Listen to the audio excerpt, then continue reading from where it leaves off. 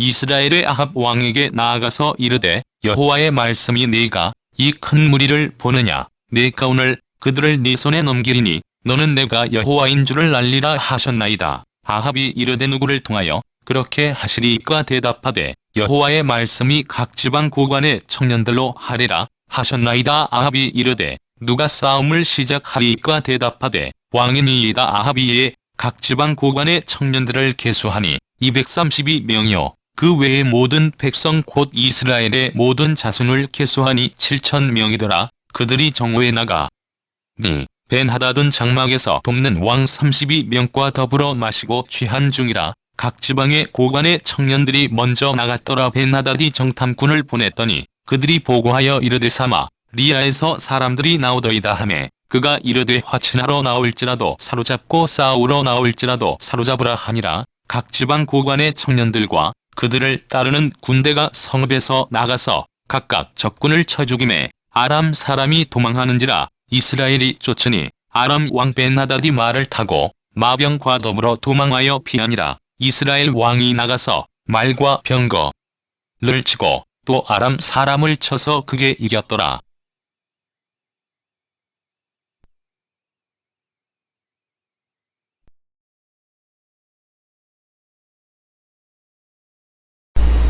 오늘은 처음 승리라고 하는 제목으로 함께 은혜를 나누고자 합니다.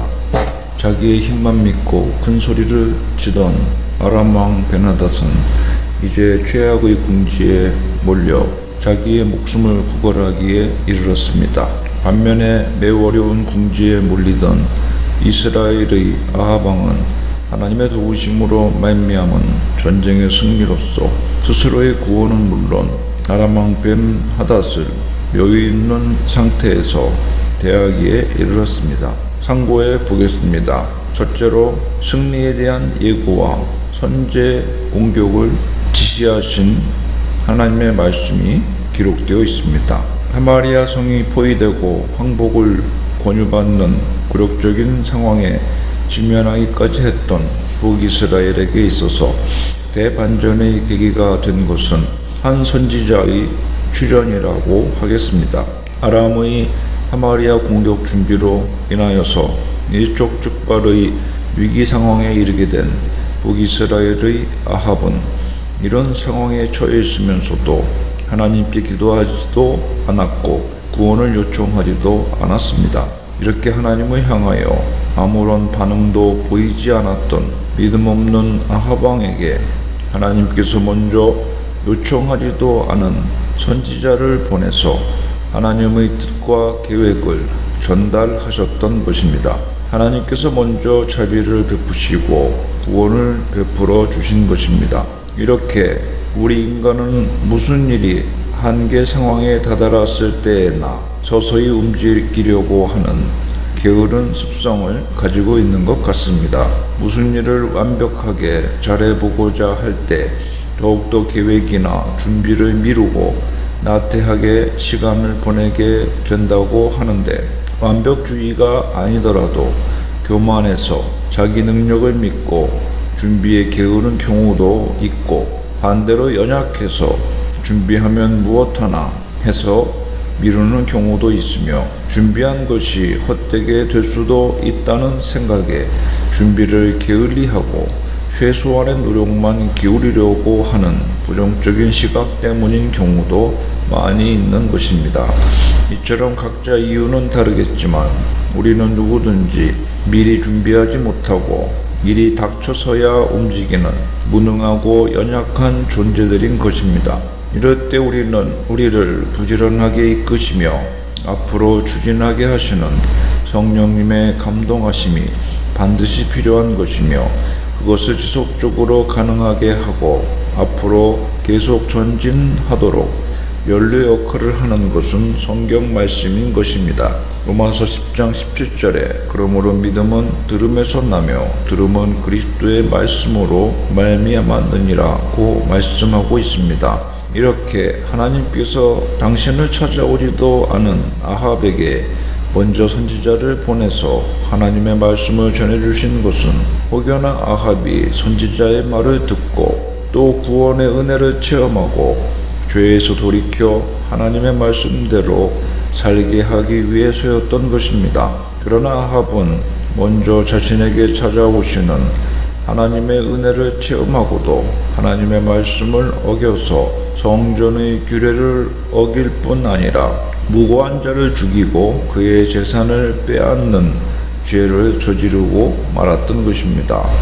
이 선지자가 미가야냐 엘리야 선지자로 추정되기도 하지만 이미 하나님께서는 엘리야 시대에 바알에게 무릎 꿇지 아니한 선지자 7,000명을 남겨두셨다고 하셨으니만큼 그 수많은 선지자 중 한 명을 파견하셔서 절대절명의 위기에 처한 이스라엘을 구원하셨던 것으로 볼 수 있습니다.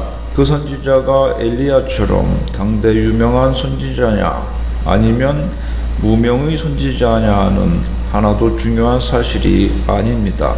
하나님께서 무명의 선지자라도 그를 보내서 하나님의 말씀을 전달케 하심으로 충분히 이스라엘을 구원해 내실 수가 있으셨기 때문입니다. 사람은 단지 하나님의 도구로 사용되어질 뿐 결국 모든 역사는 하나님께서 하시는 것이고 승리는 하나님께만 있는 것이며, 사람은 단지 하나님의 뜻을 경청하고 겸손히 순종하기만 하면 되는 것입니다.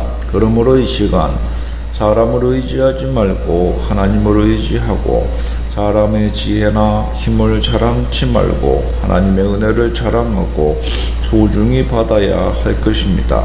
본문 13절에 한 선지자가 이스라엘의 아합 왕에게 나아가서 이르되 여호와의 말씀이 내가 이 큰 무리를 보느냐 내가 오늘 그들을 내 손에 넘기리니 너는 내가 여호와인 줄 알리라 하셨나이다 라고 말씀하고 있습니다. 여기서 알리라는 것은 지식적으로 아는 것을 의미하는 것이 아니라 직접 경험하고 목격하여 봄으로 알게 되는 것을 의미하는 것입니다.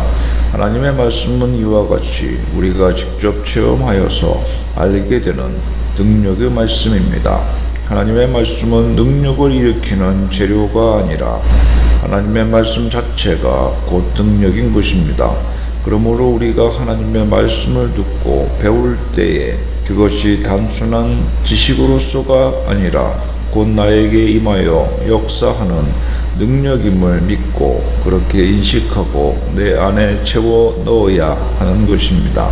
아합은 도저히 이길 수 없는 이 전쟁에서 여호와의 함께하심으로 승리하는 체험을 하였습니다.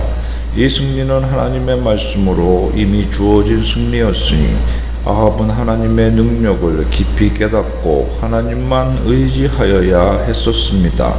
그러나 하나님의 뜻대로 행하지 않으므로 하나님의 은혜를 인정하지 않는 결과를 초래하고 말았던 것입니다. 우리가 하나님의 말씀의 능력을 믿는다고 말하면서 하나님의 말씀에 나타난 감동된 하나님의 뜻과 의지를 알면서도 행하기를 거부한다면 하나님의 말씀으로부터 나에게 찾아오는 은혜 또한 인정하지 않고 이 은혜가 나에게 부어지는 것 또한 거부하는 것이 되고 만다는 것입니다. 그래서 사무엘상 15장에는 순종이 제사보다 낫고 듣는 것이 수양의 기름보다 나으니 라고 말씀하고 있는 것입니다. 그러므로 하나님께서는 이번 한 번의 처음으로 거둔 승리를 최종 목적으로 두신 것이 아니라 이 전쟁의 승리를 통하여 이스라엘이 하나님께서 이스라엘의 하나님 되심을 깨달아 하나님께로 돌이키도록 하는 것이 하나님의 최종 목적이었음을 깨달을 수 있습니다. 그러므로 전쟁의 승리뿐 아니라 이스라엘이 아람 침공으로 인하여 이와 같은 전쟁의 환란 속으로 들어가게 된 역사적 배경도 넓은 의미에서 보면 하나님께로 돌이키게 하기 위한 하나님의 경륜이라고 볼 수 있는 것입니다. 그러므로 하나님의 말씀 속에 승리가 있고 능력이 있고 형통이 있고 평안이 있는 줄로 믿습니다. 하나님의 말씀을 깨닫는 것 자체가 이 모든 축복을 함유하고 있는 것이니 얼마나 인생에 있어서 중요한 일이요, 시급한 일이요, 복된 일이며 의미 있는 일입니까? 이 선지자는 이 큰 무리를 보느냐는 하나님의 말씀을 전달합니다. 실로 이스라엘이 상대하여야 하는 아람의 군대는 북이스라엘을 압도할 정도의 많은 숫자와 우수한 무기로 무장되어 있었던 것입니다. 분명히 패배할 수밖에 없는 열세의 상황이었는데도 승리를 거둘 수 있었던 것은 이 전쟁의 배후에 만군의 여호와 하나님께서 계셨기 때문인 것입니다. 본문 14절에 아합이 이르되 누구를 통하여 그렇게 하시리이까 대답하되 여호와의 말씀이 각 지방 고관의 청년들로 하리라 하셨나이다. 아합이 이르되 누가 싸움을 시작하리까 대답하되 왕이니이다 라고 말씀하고 있습니다. 아합은 그러면 누가 이 전쟁에 나가서 싸울 것인가, 어떤 군대인가 라고 물은 것이며 그것은 아마도 이스라엘군은 그들의 상대가 능히 되지 못함을 알았기 때문에 다른 지원군이 와서 물리쳐 줄 것인가 라고 예상하였던 것임을 알 수 있는 부분입니다. 그러나 하나님께서는 각 지방의 영주들의 전투 부대원들임을 말씀하셨습니다. 즉 이스라엘 군대라는 것입니다. 그러면 누가 이 싸움을 시작할 것인가? 라고 다시 물었는데 이는 누가 이 전쟁을 지휘할 것인가? 라는 물음이었습니다. 그러므로 아합은 자신은 이 전쟁을 승리로 이끌 훌륭하고 용맹스러운 지휘관이 될 수 없다고 스스로 생각하였던 것입니다. 그에게는 그러한 용맹함도 뛰어난 지략도 없었음을 그 자신이 너무나도 잘 알고 있었을 것입니다. 그러나 하나님께서 이 물음에도 조금도 지체함 없이 즉시 응답하셨습니다. 바로 아합 왕 자신이 나가서 지휘할 것이라는 것입니다. 하나님의 대답은 어떠한 특별한 전략도 없었고 특별한 방법을 제시하지도 않았으며 그저 평범한 방법으로 평범한 이미 존재하는 병력을 이용하여 싸우지만 결과는 승리할 것이라는 것이었습니다. 이같이 평범한 방법을 제시하신 까닭은 그럼에도 불구하고 하나님께서 함께 하시면 승리한다는 사실을 확신케 하기 위함이었던 것입니다. 우리는 상황이나 환경이 유리하기를 원하고 그것이 과거보다 그리고 예상보다 타인보다 조금 더 내가 불리하고 부족하다면 매우 불안해하고 위축되고 불평하기가 일수입니다. 그러나 하나님께서 함께 하시면 승리할 수 있는 것입니다.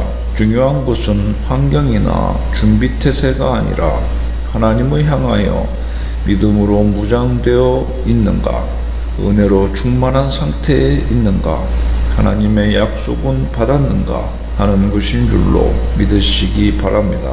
그러나 여기서 아합 왕이 하나님의 말씀을 순종하기는 하였으나 아직도 하나님의 능력을 완전하게 신뢰하지 않았음을 보여주는 진술이 나오고 있는데 바로 하나님의 말씀대로 아합 자신이 선봉에 서서 전투를 지휘한 것이 아니라 고관 소년병들을 앞서 내보낸 점입니다. 본문 17절에 보면 각 지방의 고관의 청년들이 먼저 나갔더라고 기록하고 있습니다.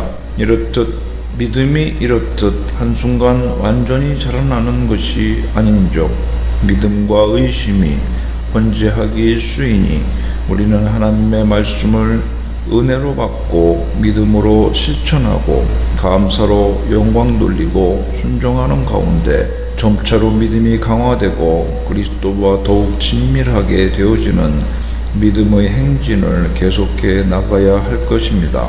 둘째로 벤하닷의 과소평가에 대해서 기록하고 있습니다.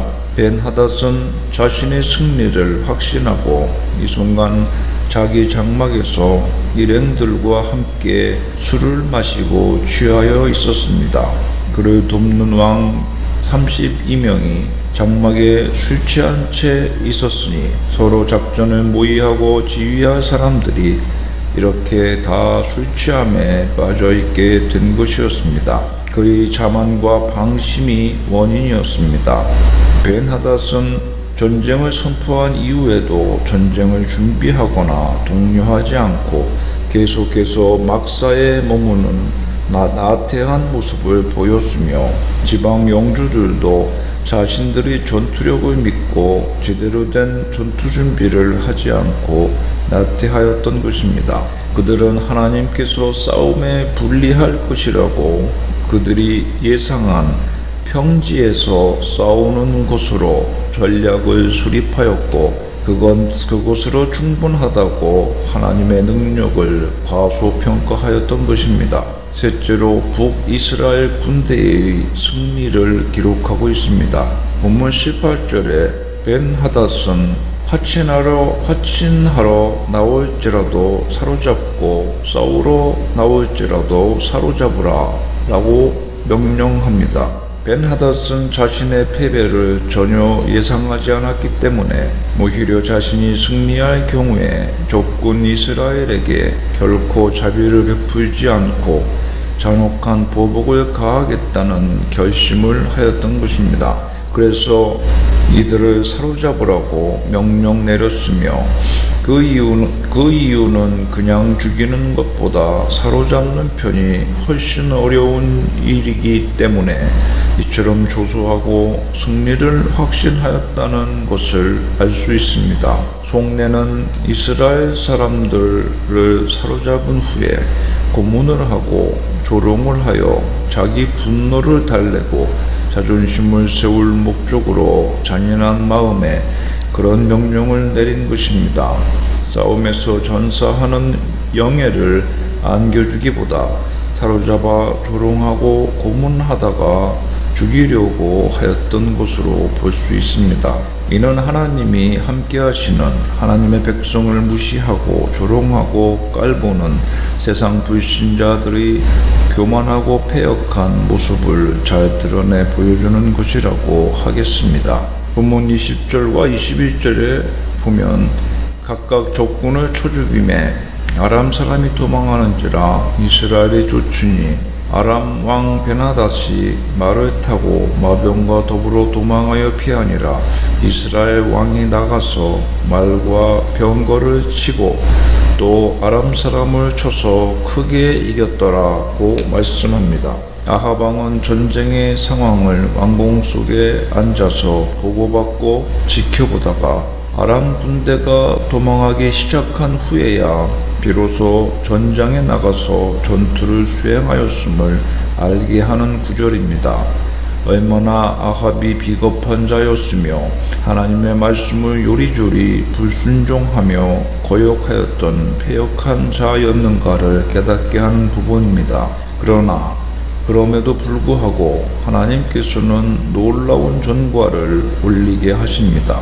아합은 하나님의 말씀에 순종하는 것이 유일한 승리의 비결임을 깨달았어야만 하지만 그의 승리는 첫 번 승리로만 그치게 되었으며 더 큰 신앙적 축복을 얻지 못하게 되고 말았던 것입니다. 말씀을 맺습니다. 여러분, 우리는 영적 전쟁의 한복판에 서 있는 사람들입니다. 이러한 우리가 교만하고 방심한다면 어떻게 되겠습니까? 결과는 뻔합니다. 즉 파멸만이 있을 뿐입니다. 그리고 그때에는 후회해도 아무런 소용이 없습니다. 그러므로 성도 여러분은 늘 영적 긴장 상태를 유지하시기 바랍니다. 영적으로 각성하여 대적의 공격을 대비하고 늘 겸비한 자세를 지님으로써 자신을 더욱 돌아보아 대적이 틈을 타지 못하도록 하시기를 바랍니다. 기도합시다. 아람의 대군을 맞이하여서 평범한 전략으로 싸울지라도 하나님의 말씀을 믿고 하나님이 함께 하시면 능히 큰 승리를 거둘 수 있음을 본문을 통하여 깨닫게 하심을 감사를 드립니다. 이 승리는 아합의 믿음으로 인한 것이 아니라 이스라엘을 구원하시고자 하는 하나님의 은혜로 인한 것임을 깨닫게 되었습니다. 먼저 우리를 찾아와 말씀하시며 우리를 믿음으로 이끌어 주시는 하나님 아버지를 찬양합니다. 하나님의 영 성령님으로 우리 마음을 충만케 하셔서 들은 말씀을 신뢰하게 하시고 확신과 소망 가운데 믿음으로 나아가는 승리의 삶이 되게 하여 주시옵소서. 예수님의 이름으로 기도하옵소서.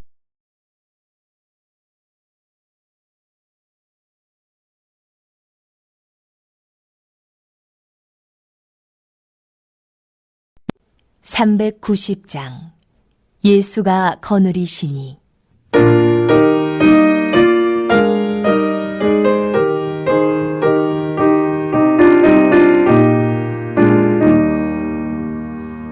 예수가 거느리시니 즐겁고 평안하구나. 주야의 자고 깨는 것 예수